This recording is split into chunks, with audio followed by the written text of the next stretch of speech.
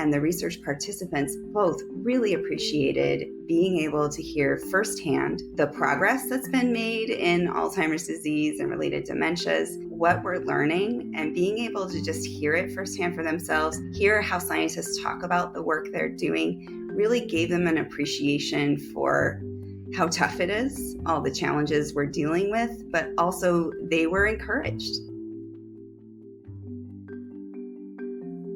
I'm Dr. Nathaniel Chin, and you're listening to Dementia Matters, a podcast about Alzheimer's disease.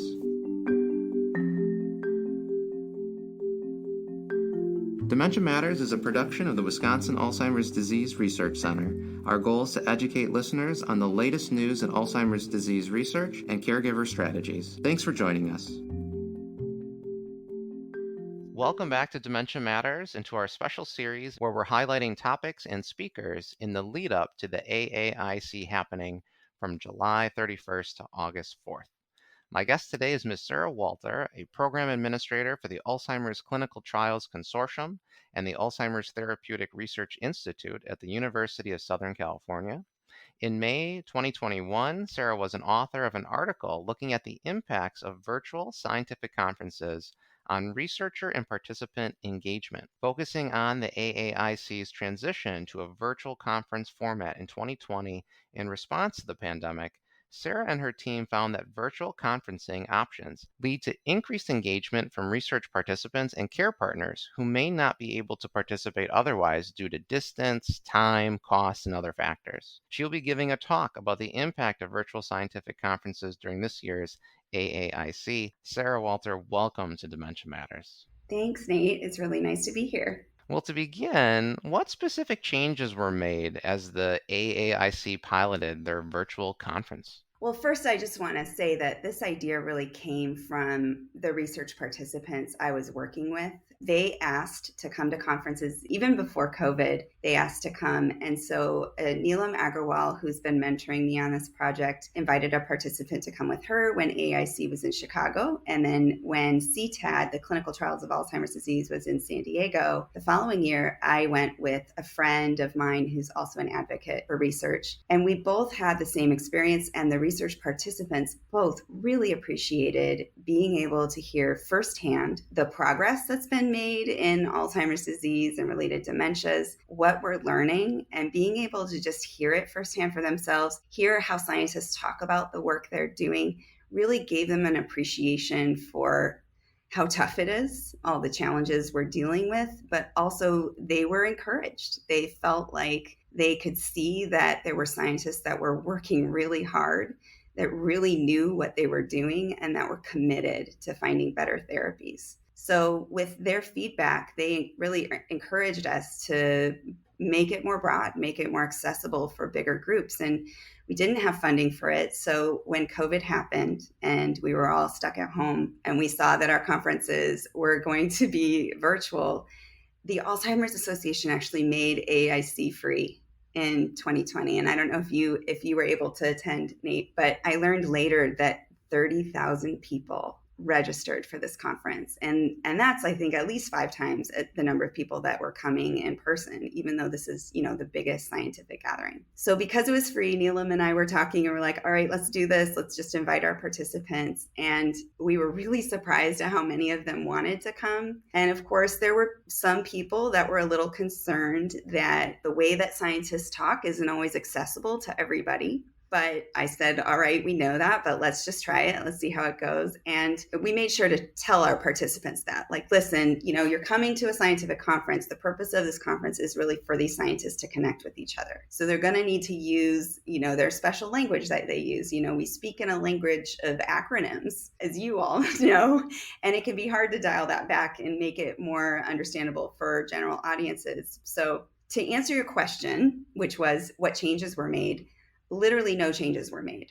All we did was open the doors. We just tried to manage their expectations and, make sure that they understood that what they were getting into, and that even scientists from other fields don't understand everything that, for example, a geneticist is talking about, or when someone's talking about mouse models. Yeah, I do tend to tune out a little bit. I don't catch everything they're saying. But if you hang in there, they'll get to that conclusion slide And hopefully, if they're a good storyteller, they're going to explain to you why their science matters, what they're learning from their research, and what that's going to mean for clinical trials or future therapeutics. So, and that was the experience of the participants. They found they were very encouraged by it. They really enjoyed it. They appreciated being involved, and they found a lot of hope. That's a great story, and I didn't know that. And I think it speaks to recently I've been hearing, don't let perfect be the enemy of progress. 100%. Yeah. And this fear of, oh, this language is going to be too high level for someone not in the Mhm. scientific field. Well, I don't know. Let's wait and see. And frankly, people clearly enjoyed it. And speakers do need to be brought in and being inclusive in their presentations. And that was what happened because people clearly loved it. And 30,000 people showed up to the 2020 conference. I think that's amazing. I also think we know how research can only happen because of participants, at least clinical research. And we are always grateful for that. But there has to be some form of give back and transparency and allowing people to see what is happening, what Yes. is their time going towards. And that's what that virtual conference has allowed people to see.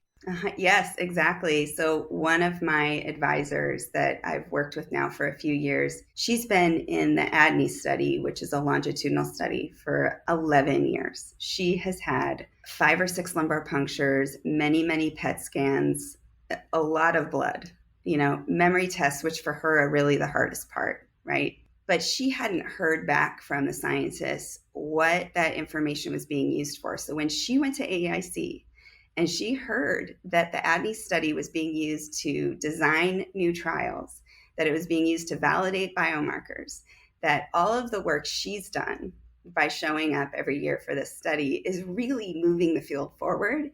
She was just overwhelmed by it. And so that's always for her what she does when she comes to this conference. She looks for where people are sharing the ADNI, but that's not even always the study like ADNI is so pervasive. It's had such an impact on the field that it's literally almost every talk where they talk about how they used ADNI data to move their projects forward. So really inspiring stuff. Yeah.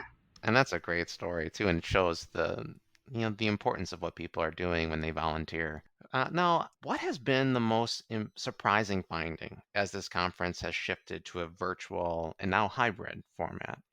Well, for me, I was really surprised at the variety of sessions that people were interested in. When we first did the pilot, we thought, well, okay, for a full pilot, let's just give them full access to everything and just see what people do with it. That to me was the most surprising thing. I think the other thing that I find really encouraging, because just to share a little bit more about the project, we don't just let people go to the scientific conference and then don't offer any support. The program's set up to also include small group discussions so that people can come together and talk with other people like them who are research participants.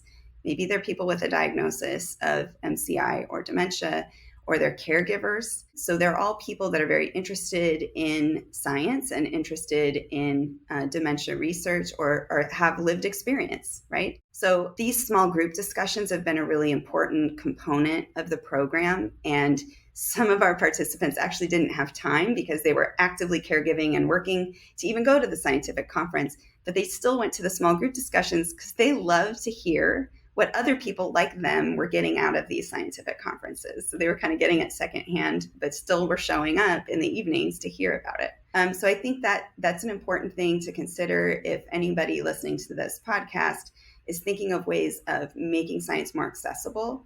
What people really want when they join research studies, we hear this over and over, it's the relationship that they develop with the research team is a really important reason why they do research and why they stay in research. So inviting them to join a conference like this and then discuss with a local researcher what they're learning is, I think, a really important way of meeting the need that people have for that relationship. Yeah, that's an incredible opportunity. I'm fascinated to know what those conversations are like for people who have attended and then didn't and just wanted to get impressions, secondary impressions. Why is it important for research participants, particularly those living with disease, to be present at AAIC and other research conferences and hear about the research they are involved in? Well, speaking from my own experience, I'm living and working in a pretty narrow space. I live and breathe Alzheimer's research. So, aside from my interactions with my family, that's what I'm doing. These individuals come to Alzheimer's disease. They didn't pick that journey. So, they're coming from other careers, from other areas of expertise. I have former engineers, I have former healthcare workers on our advisory board. So they're bringing all of that lived experience with the disease and their former careers, all of the knowledge they've gathered through all of that into these spaces, and then asking questions about why we're doing the work we're doing, the way we're doing it, and have we thought about doing it differently. So it's a wonderful way for researchers to get a much broader perspective. They're not just people with dementia, right? They're people with very rich stories and expansive backgrounds, and they have a lot to offer all of us. So that's, I think, been the most important learning. And they do have ideas for how we can do research better if we ask them. I love that answer, Sarah. What do you hope other scientific conferences and events will learn from this transition and your study's findings? So I thought about this. I think in Alzheimer's disease, we've been a little slower to be inclusive of research participants, people with the disease, and care partners in all of these spaces. In AIDS, in cancer, and diabetes, and other diseases, they've been much more inclusive. So I think we have a lot to learn there. There hasn't been a lot of work published on it, and I think there's ways of doing it where we could be promoting those voices much more intentionally than we are doing now. So, one of the things I'm excited about this year at AAIC is the featured research session that I was able to put together with some colleagues. We are putting on the stage a panel of caregivers that are talking about their lived experience, and they're telling us how we can do a better job of partnering with the people that we want to take part in our research studies. And I think it's important for us to hear those voices and for those voices to be the center of our work. When you're working in a busy field like clinical trials, you can spend, and I'm speaking from experience here. I've worked in clinical trials for 20 years. You can spend years working your butt off on a clinical study and never actually talk to a research participant. So understanding why you do your work and why your work matters is, I think, the most important thing that we can get from listening to the voices of people that have this lived experience. This session that you're talking about, is this the one that's going to be featured at 8 a.m. Pacific time, Thursday, August 4th? Yes. So the title is, What Does This Have to Do with Me? Improving Accessibility and Relevancy of Dementia Research by Partnering with Research Participants. Wonderful. And I'm not sure if that inherently is a part of the free option for community members. Well, for our program, so general audiences can get access to the plenary sessions just by emailing the Alzheimer's Association. All that information is available on the AAIC website. But I am running a small program with the help of the Alzheimer's Association that gives people full access to everything, and it will include this program, yeah. Wonderful. And actually, one of our other speakers has said that if there's a particular featured research talk, that people can email the Alzheimer's Association and ask for that, and it would possibly be made available. So Excellent. I'm glad to hear that. now, are there other means of engaging with care partners and research participants that the AAIC is looking to incorporate in the future? Or are there new interactive elements, perhaps, that participants at this year's virtual conference may be able to engage in compared to last year? So I'm not aware of the AIC platform doing anything like at the high level to promote engagement for general audiences. I think they are making it available, and I think that's a really important first step. And I know that after the conference, they're holding more general audience language sessions to really talk about all of the science that was reviewed at AIC. So that should be really accessible. And you should be able to access that through your local Alzheimer's Association chapter. They're, going to be webinars. I just got an invite for one that's happening in August for our local chapter in San Diego. So that's happening. I think we really need to hear from the participants what it is they want with these. I think that is the first step if you want to build meaningful partnerships. And what I'm hearing from our participants is they really want the opportunity to engage with other participants like them. And they also want the ability to meet other researchers. They want to build those relationships. So we're trying to do that through this program that I have with these small group discussions. But beyond that, I think, that's something that we'll have to ask the Alzheimer's Association to consider. What talk or topic, other than your own, are you looking forward to hearing about at this year's AAIC? Well, because I work in clinical trials, I'm always eager to hear about any results for any trials, even if those trials are negative, because we do learn so much from every study once it's completed. So I'll be going to any talks. The recent news coming from Roche about the preclinical study was really devastating, especially for the participants and their families, I'm sure. So definitely, if there is any data being presented, I'll be looking for that. And then I'm also really excited to hear the presentation from Emily Largent. And I was a part of this working group, so full disclosure. And it's really a project that really comes from my heart too. And so that talk is Tuesday at 8 a.m. and it's called Participant First: How to Put Participants First When Trials End Early.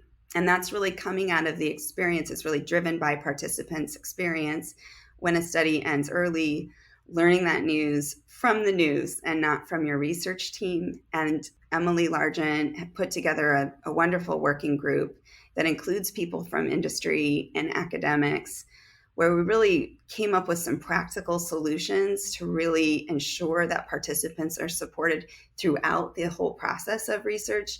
And there's recommendations there to improve communication, even if your trial doesn't end early, right? So and really answering those requests from our participants to really understand, how did their participation make a difference? What learnings did scientists come away from the study with? And really preempting the kinds of questions that people have when the trial ends.